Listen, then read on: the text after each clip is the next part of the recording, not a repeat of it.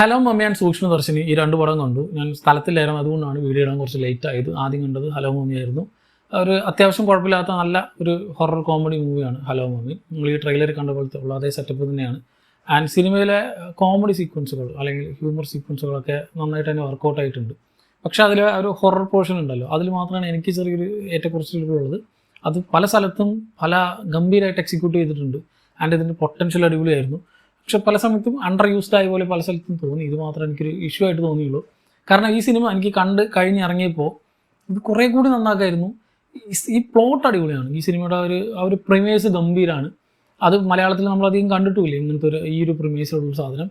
And ആ ഒരു creative ആയിട്ടുള്ളൊരു പ്ലോട്ടിനെ നന്നായിട്ട് ഇവർക്ക് ഇങ്ങനെ എക്സ്പാൻഡ് ചെയ്ത് കൊണ്ടുപോകാനുള്ള കുറേ സ്പേസ് ഉണ്ടായിരുന്നു. കാരണം ഇപ്പോൾ ഷർഫും ഐശ്വര്യലക്ഷ്മി രണ്ടുപേരും അടിപൊളിയായിട്ട് പെർഫോം ചെയ്യുന്നുണ്ട്.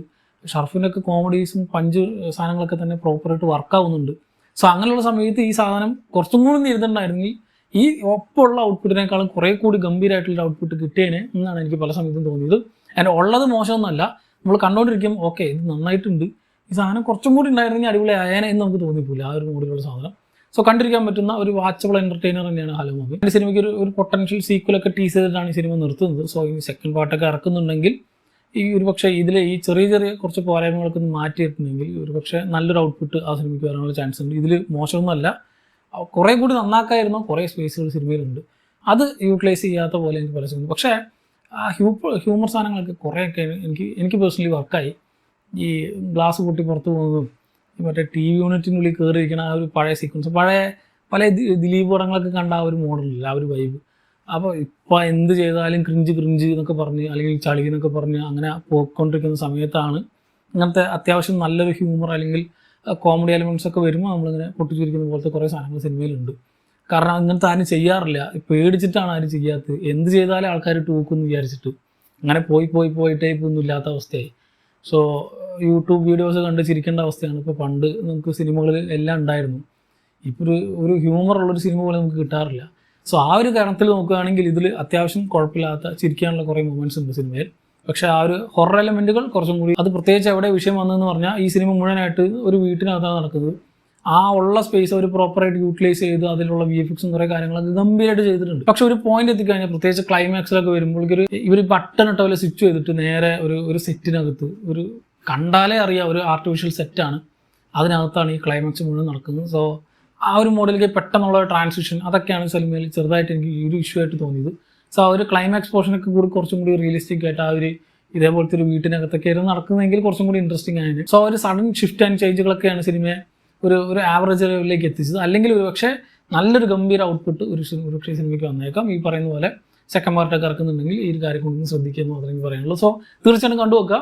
ഹൊറർ കോമഡി ജോണറിലുള്ള കുറച്ചൊക്കെ അല്പം നമുക്ക് മനസ്സ് വിട്ടിച്ചിരിക്കാനുള്ള കുറച്ച് സാധനങ്ങളൊക്കെ ഉള്ളൊരു പടമാണ്. അത്യാവശ്യം നല്ലൊരു പടം തന്നെയാണ് ഈ പറയുന്ന hello mummy cinema. Then Sookshmadarshini, അതൊരു കിടിലൻ പടമാണ്, ഒരു രക്ഷയില്ലാത്ത പടം. നമ്മളിപ്പോൾ ഈ സിനിമ വെച്ച് എന്ത് വെച്ച് കമ്പയർ ചെയ്യണമെന്ന് എനിക്കറിയില്ല, ഞാൻ കമ്പയർ ചെയ്യുന്നില്ല. കാരണം എന്തെങ്കിലും ഈ സിനിമയെ പറ്റി എവിടെയെങ്കിലുമൊക്കെ പറഞ്ഞ് ചിലപ്പോൾ സ്പോയിലറാവും. ഒന്നും അറിയാതെ കണ്ടുവെക്കുക, ബ്ലാങ്ക് മൈൻഡോടെ കണ്ടുവെക്കുക. ഐ തിങ്ക് മലയാളത്തിൽ ഇങ്ങനൊരു ട്രീറ്റ്മെൻറ്റ് ഇല്ല. കാരണം ഈ സിനിമയുടെ ഡിസീവ് ചെയ്യുന്ന അല്ലെങ്കിൽ നമ്മളെ കൊണ്ടുപോകുന്നൊരു വഴിയുണ്ടല്ലോ, ഇങ്ങനെയാണ് ഇതിൻ്റെ ജോണർ, ഇങ്ങനെയാണ് നമുക്കൊരു തരത്തിൽ ഒരു പിടുത്തം കിട്ടില്ല.